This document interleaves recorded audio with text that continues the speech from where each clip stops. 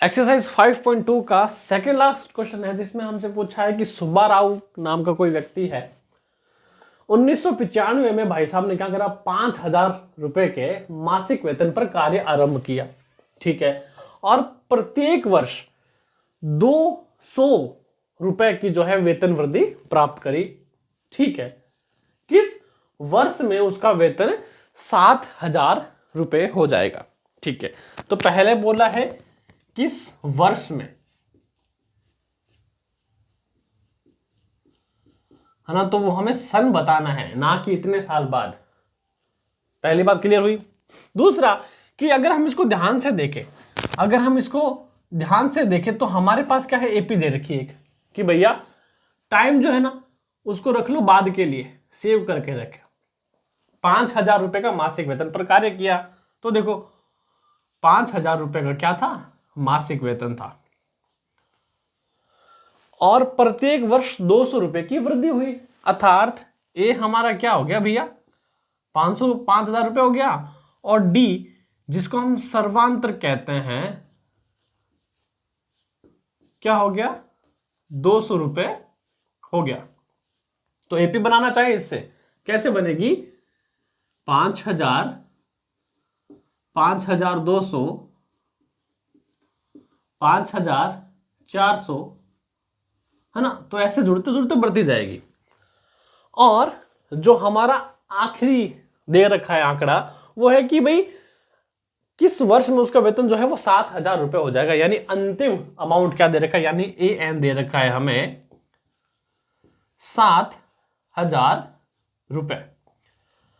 अब बताना कि 7,000 रुपए हो जाएंगे, पर कब, कौन से वर्ष में हो जाएंगे। करेक्ट, सिंपल सा लॉजिक है, कुछ नहीं करना, हमारे पास सूत्र है उसका उपयोग करें, साथ ही साथ दिमाग का भी। क्या है, ए एन बराबर A plus N minus 1 into D. यहां तक ठीक है।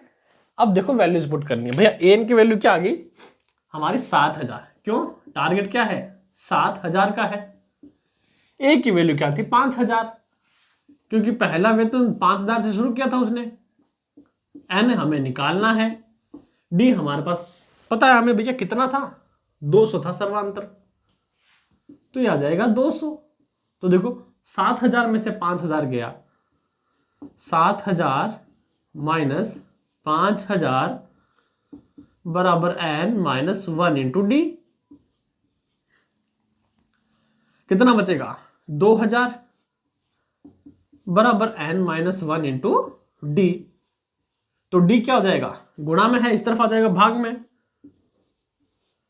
तो 0 से 0, 0 से 0, 2 एकम 2 और 2 दशा 20, यानी वैल्यू आएगी 20 बराबर आएगा n माइनस 1। माइनस का है, सॉरी 10 की वैल्यू आएगी हमारे पास, 20 नहीं आएगी, 10 आएगी। तो 10 बराबर क्या n माइनस 1 है।